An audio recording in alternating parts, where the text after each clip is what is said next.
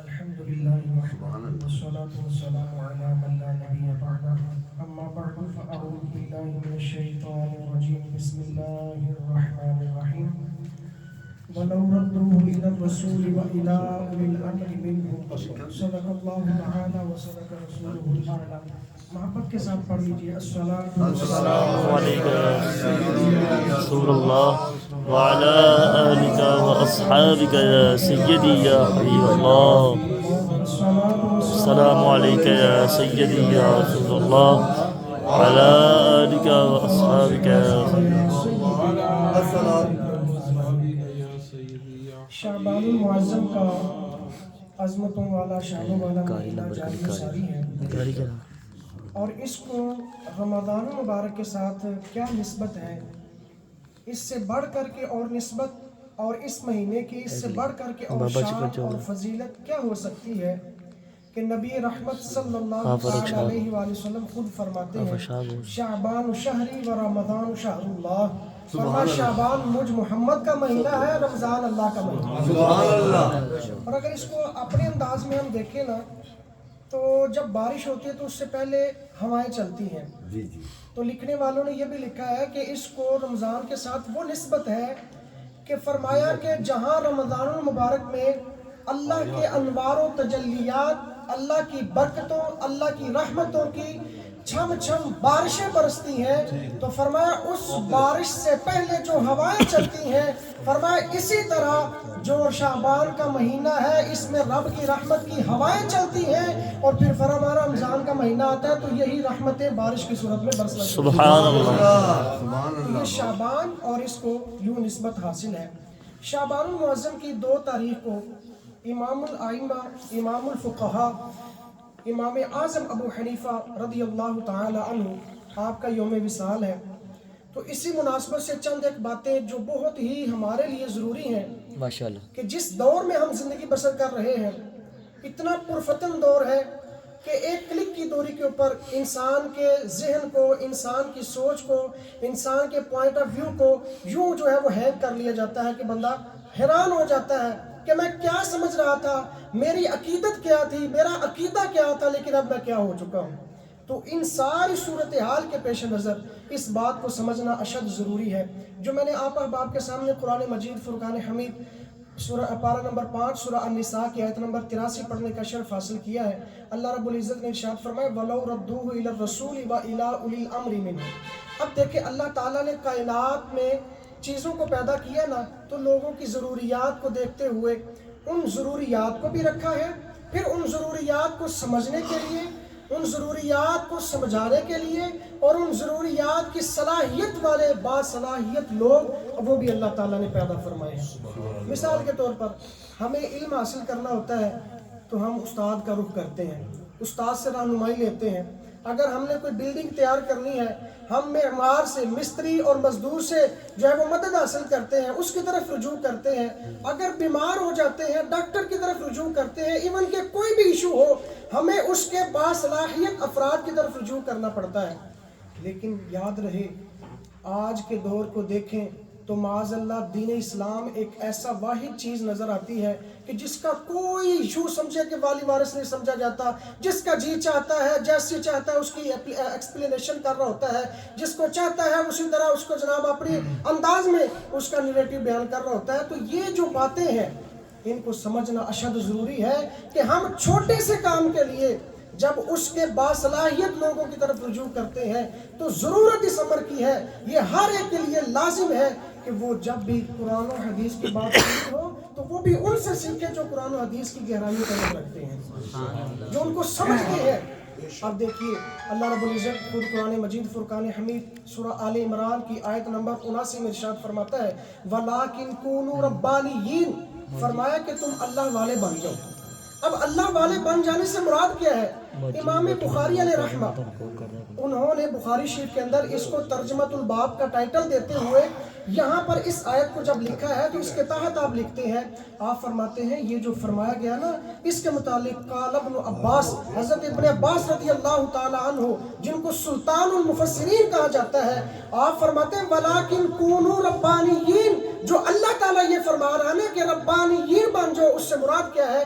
فرمایا اس سے مراد یہ ہے ہم الفقہاء والحکماء، فرمایا کہ تم حکمت اور بصیرت کو جاننے والے بن جاؤ اور میرے دین کے علم کو فقاہت کے ساتھ سیکھنا شروع کر دو، یہ مراد ہے اس سے۔ اب جب لوگوں کو کہا جاتا ہے نا کہ تقلید کی طرف آ جائے، امام صاحب کی بات کو مانے، وہ کہتے ہیں نہیں جی قرآن و حدیث ہمارے سامنے ہے، ہم نے تقلید کو نہیں ماننا، ہم نے فقہ کو بھی نہیں ماننا۔ حالانکہ سمجھنے کی ضرورت یہ ہے کہ یہ فقہ ہے کیا؟ یہ فقہ قرآن و حدیث دونوں کے مجموعے کو سمجھنے کا ایک سورس ہے، ان کی گہرائیوں کو ایکسپلینیشن کے ساتھ، وضاحت کے ساتھ اس امت تک پہنچانے والے ائمہ حضرات ہیں، ان کو ہم فقہاء کرام کہتے ہیں۔ اب یہ فقہ کا تعلق کیا ہے؟ اصطلاحات کے اندر دیکھا جائے، احادیث مبارکہ کے اندر دیکھا جائے، الجامع الاحادیث کتاب بڑی معتبر کتاب ہے، اس کے اندر بھی یہ روایت موجود ہے۔ الجامع الکبیر امام جلال الدین سیوطی کی، اس کے اندر بھی یہ روایت موجود ہے۔ کنز العمال شریف، اس کے اندر بھی یہ روایت موجود ہے۔ اور العلل المتناہیہ، یہ بھی بہت بڑی کتاب ہے، اس میں بھی یہ روایت موجود ہے۔ سب کے اندر یہ ایک روایت ہے، حضرت ابو ہریرہ رضی اللہ تعالیٰ عنہ بیان فرماتے ہیں، سرکار دو عالم صلی اللہ تعالیٰ علیہ وسلم نے ارشاد فرمایا ان لکل شیء دعامہ، فرمایا ہر چیز کے لیے کوئی نہ کوئی ستون ہوا کرتا ہے، وَدِعَامَةُ هَذَا الدِّينِ الْفِقْهُ، فرمایا میرے دین کا جو ستون ہے وہ فقہ کے اندر ہے۔ جیسے یہ چھت ہے دیواروں کے بغیر یا پلر کے بغیر نہیں ٹھہر سکتی، فرمایا میرا دین بھی جو ہے اس کی بھی جو ستون ہے وہ فقہ ہے۔ تو جو لوگ فقہ کا انکار کر دیتے ہیں تو یہ سرکار کا فرمان کدھر جائے گا؟ اب یاد رکھیے جو تقلید کیا ہوتی ہے، اصطلاحات فنون حدیث یا اصطلاحات کے نام سے جو فنوں کی اصطلاحات بیان کی جاتی ہیں، اس کا صفحہ نمبر 1178 کے اوپر جو تقلید کی تعریف کی ہے وہ فرماتے ہیں التقلید هو اتباع الانسان غیرہ، فرمایا کسی غیر کی اتباع کرنا، اس کی بات کو مان لینا، مما یقول او یفعل، جو وہ کہتا ہے یا جو وہ کرتا ہے، فرمایا معتقدا للحقیقت من غیر نظر الی الدلیل، جس کا عام مفہوم یہ بنتا ہے کہ امام کی بادلیل بات کو تقاضائے دلیل کے بغیر مان لینا، اس کو تقلید کہا جاتا ہے۔ سبحان امام اعظم ابو حنیفہ رضی اللہ تعالی عنہ، آپ کی جب ہم تقلید کی بات کرتے ہیں نا تو یاد رکھیے کہ جو بھی ہماری اعتقاد سے ریلیٹڈ چیزیں ہیں، عقیدے سے متعلق ہیں، ان کے اندر ہم کسی کی تقلید نہیں کرتے۔ جو اصول ہیں ان میں کسی کی تقلید جائز نہیں ہے، جو فروعی احکام ہیں، جو فروعی مسائل ہیں، ان میں تقلید ہوتی ہے۔ اب یہ تقلید ہے کتنی ضروری؟ جیسا کہ ہم دور میں گزر رہے ہیں نا، ہم تو اگر گھر سے کوئی چیز لینے بھی جائیں نا تو گھر سے باہر جب نکلتے ہیں نا، اگلے چوک پر پہنچتے ہیں، پھر یاد آتا ہے اتنی چیزیں تو میں گھر بھول گیا ہوں۔ جب ہم چیز لینے کے لیے آتے ہیں، گھر واپس آتے ہیں، پھر سوچتے ہیں کہ اتنی چیزیں ہم ادھر سے بھول گئے۔ ہمارے حافظے کا یہ حال ہے۔ تو اس سچویشن کے پیش نظر، آج کے دور کے پیش نظر ہمارے اوپر لازم ہے کہ جو قرآن و حدیث کا فہم رکھتے ہیں، جو قرآن و حدیث کو سمجھتے ہیں، اس کو ڈیپلی جا کر کے لوگوں کو سمجھانے کی کوشش کرتے ہیں، ہمیں پھر اشد ضرورت ہے کہ ایسے لوگوں کو فالو کیا جائے۔ تقلید کے متعلق ایک دو بات آپ کو بتانی ہے۔ کہتے ہیں جی تقلید آپ کہتے ہو تو پھر کہتے ہیں کہ کتنوں کی کرنی ہے؟ ہم کہتے ہیں جی آپ نے 4 کی کرنی ہے، چاروں میں سے جس کی چاہے کر لے، حنفی ہو، حنبلی ہو، مالکی ہو، شافعی ہو۔ وجہ کیا ہے؟ وجہ آپ کو میں بتاتا ہوں۔ حاشیہ تحتاوی، علامہ سید احمد تحتاوی جو 1275 متوفہ ہے، یعنی 1275 ہجری کے قریب آپ کی وفات ہے، تقریباً آج سے 170 سال پہلے، پونے 200 سال تقریباً پہلے کے بزرگ ہیں۔ آپ نے دیکھے، اگر ہم تھوڑا سا انالیسس کریں نا، تھوڑا سا ہم دیکھیں کہ یہ جو اختلافات ہیں، یہ جو انتشارات ہیں، یہ جو فسادات ہیں، یہ جو فرقہ واریت کا ایک لفظ ہم سنتے ہیں، سمجھتے ہیں، یا جس اعتبار سے ہم اس کو جانتے ہیں، اگر ہم 100 سال پہلے چلے جائیں نا، اس کا کوئی وجود بھی نہیں ملتا، کوئی وجود نہیں ملتا۔ علامہ سید احمد تحتاوی رحمت اللہ تعالی علیہ، آپ نے پھر حاشیہ تحتاوی میں اس کی جو بات فیصلہ کن لکھی ہے، آپ فرماتے ہیں آج کے دور کے اعتبار سے قد اجتمعت اليوم، آج کے دور میں فرمایا اس بات پر اجماع ہو چکا ہے کہ مذاہب آج جو صحیح ہیں وہ صرف 4 ہیں، وَهُمُ الْحَنْفِيُّونَ وَالْمَالِكِيُّونَ وَالشَّافِعِيُّونَ وَالْحَنْبَلِيُّونَ، فرمایا یہ 4 مذاہب ہیں جن کو فالو کرنا ضروری ہے۔ میرے نال چلنا بھی اپنی مرضی کر دے آپ ان هذه الاربع، جو ان 4 سے اپنے آپ کو علیحدہ کر لے گا، جو کہے گا نہیں جی میں کسی کی تقلید نہیں کرتا، آپ نے لکھا ہے وَهُوَ مِنْ أَهْلِ الْبِدْعَةِ وَالنَّارِ، اصل بدعتی بھی وہ ہے، اصل جہنمی بھی وہ ہے شخص ہے۔ اب آپ نے دیکھیں فیصلہ کن بات 170 سال پہلے کہی ہے، پھر کہتے ہیں جی اچھا 4 کی ہے تو پھر ان میں سے پھر کہتے ہو جی ایک کی تقلید کرو، 4 کی کرواؤ گا، پھر کیا وجہ ہے؟ یاد رکھیں جب ایسی سچویشن بن جائے کہ بھئی 4 کو ماننا لازم ہو جاتا تو پھر فساد پیدا ہو جاتا۔ کیسے کہ ہم ایک امام کی بات کو مانیں اور دوسرے کو چھوڑ دیں، یا دوسرے کی بھی مانیں، چونکہ وہ تو دونوں آپس میں کنٹراڈکشن ہے، ان کا تضاد ہے، وہ چیز کچھ کہتے ہیں وہ کچھ کہتے ہیں، لیکن بنیاد دونوں کی قرآن و حدیث ہے، تو اس میں جو ہے وہ بندہ فساد کی طرف پڑ جائے گا۔ اس کو ایک مثال سے سمجھ لیجئے، اگر ہم نے کسی بلڈنگ پہ جانا ہے، اس کی 4 سیڑھی ہے، میں چاہوں کہ میں 5 منزلیں جو ہے وہ ایک سیڑھی سے چڑھ لیتا ہوں، اگلی 5 منزلیں واپس جا کے اسی سیڑھی سے چڑھ لیتا ہوں دوسری طرف سے، 5 پھر اگلی منزل سے پھر اسی طرف سے جا کے چڑھ، تو وہ بندہ منزل مقصود تک نہیں پہنچ سکے گا۔ اگر اس کو منزل مقصود تک پہنچنا ہے ایک ہی سیڑھی سے آخر تک پہنچے گا تو وہ تاکہ منزل مقصود تک پہنچے گا۔ تو اسی طرح فرمایا کہ 4 کا اگر وہ عمل کرنے لگے گا تو فساد میں پڑ جائے گا، الجھن میں پڑ جائے گا، اس کے لیے تنگی ہے اس دشواری سے بچانے کے لیے۔ اور بعض اوقات یہ بھی ہوتا ہے ادھر سے بندے کو تھوڑی سی اپنے فیور میں مسئلہ ملا، کہتا نہیں جی میں اس کی تقلید کرتا ہوں، ادھر سے ملا نہیں جی میں ادھر کرتا ہوں، تو یہ جو مذاق بن جانا تھا شریعت کا، اس لیے فقہاء کرام نے فرمایا، علماء کرام نے فرمایا کہ 4 میں سے پھر ایک کی تقلید اس وقت صرف ایک ہی ضروری ہے۔ اچھا پھر یہ ایک سوال ہوتا ہے کہ آپ اتنا ہی تقلید پہ زور دیتے ہیں تو تقلید صحابہ کے دور میں کیوں نہیں تھی؟ صحابہ نے کس کی تقلید کی ہے؟ مفتی احمد یارخان نعیمی رحمۃ اللہ تعالی علیہ میرات المناجی میں اسی اعتراض کا جواب آپ نے لکھا ہوا ہے۔ آپ فرماتے ہیں بھائی جس دریا کے پاس زمین ہے نا، اس کو ٹیوب ویل لگا کے یا دیگر سورسز استعمال کر کے سیراب کرنے کی ضرورت نہیں پڑتی، وہ جو دریا ہے اس کے ساتھ رہنے کی وجہ سے، قرب میں رہنے کی وجہ سے، فرمایا وہ بغیر کسی سورس کے جو ہے وہ سیراب ہوتی رہتی ہے۔ فرمایا یہی مثال صحابہ کرام کی ہے، بھائی ان کو تو جب بھی کسی مسئلے کی جو ہے وہ پیشگی ہوتی تھی تو وہ تو سرکار کی بارگاہ میں حاضر ہو جاتے تھے، ڈائریکٹ وہاں سے پوچھ لیتے تھے۔ تقلید کی ضرورت آج ہمیں پڑی کہ جب ہمیں کسی اچھے موقف تک پہنچنے کے لیے جو ہے وہ اچھے اسکالر کی ضرورت تھی، اچھے ریسرچر کی ضرورت تھی، تو اس وقت علماء کرام نے فرمایا کہ ان میں سے کسی ایک کی تقلید کر لو۔ پھر کیا ہوگا کہ جب یہ لوگ اپنے ریسرچ کے مطابق، اجتہاد کے مطابق تمہیں بات بتائیں گے۔ امام اعظم ابو حنیفہ رحمۃ اللہ تعالی علیہ اتنا چرچہ ہم کیوں کرتے ہیں؟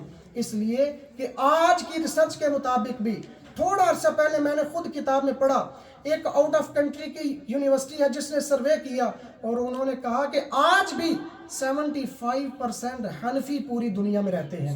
امام اعظم ابو حنیفہ کو فالو کرنے والے آج بھی اتنے ہیں۔ اور امام اعظم ابو حنیفہ رحمۃ اللہ تعالی علیہ، آپ کو یہ شانیں کیسے ملی ہیں؟ آپ کو یہ مقام کیسے ملا ہے؟ نبی رحمت صلی اللہ تعالی علیہ وسلم نے فرمایا کہ لو کان العلم بالثریا، فرمایا یاد رکھو اگر یہ علم ثریا ستارے پر بھی ہوتا نا، لتناولہ من ابناء فارس، فرمایا فارس کا ایک ایسا خوش نصیب آئے گا جو اس علم کو وہاں سے بھی حاصل کر کے رہے گا۔ اور پھر فقہاء محدثین نے فرمایا ہے، لکھا ہے، فرمایا اس سے مراد کوئی اور نہیں ہے، اس سے مراد امام اعظم ابو حنیفہ رحمۃ اللہ تعالی۔ کیوں؟ اس لیے کہ جب بھی فارس کا پورا انالیسس کیا گیا یا جہاں پہ بھی رہتے تھے وہاں پر کوئی ایسا اہل علم اور ہے ہی نہیں تھا جو آپ کے پائے کا ہوتا۔ فرمایا یہی اس بات کا فیصلہ ہے کہ سرکار نے جو خوشخبری سنائی تھی اس کا مصداق کوئی اور نہیں ہے، نعمان بن ثابت امام اعظم ابو حنیفہ ہے۔ امام اعظم ابو حنیفہ رحمۃ اللہ تعالی علیہ کو شان کیسے ملی؟ آپ دیکھیے نبی پاک صلی اللہ تعالی علیہ وسلم کی ایک ایک حدیث کو پیش نظر رکھا، اور احتیاط کتنی ہے یہ ذرا دیکھیے۔ آپ کے جو ٹریڈنگ پارٹنرز تھے نا، حضرت حفص بن عبد الرحمن، آپ کے ساتھ مل کر جو کپڑے کا کاروبار کیا کرتے تھے، آپ نے ایک دن ان کو بھیجا کہ جاؤ تم کپڑا فروخت کر کے آ جاؤ، لیکن فرمایا کہ اس فلاں تھان میں نا ایک عیب ہے، وہ عیب لوگوں کو بتا دینا، جب کسٹمر آئے اس کو کہنا جناب اس میں یہ عیب ہے، اسی حساب سے ریٹ لگائیں۔ تو جب وہ گئے جا کر کے بیچ کر کے واپس آئے، حفص بن عبد الرحمن سے پوچھا کہ بھئی وہ آپ نے عیب ظاہر کیا تھا؟ کہا نہیں حضور میں بھول گیا تھا، مجھے ذہن میں نہیں رہا۔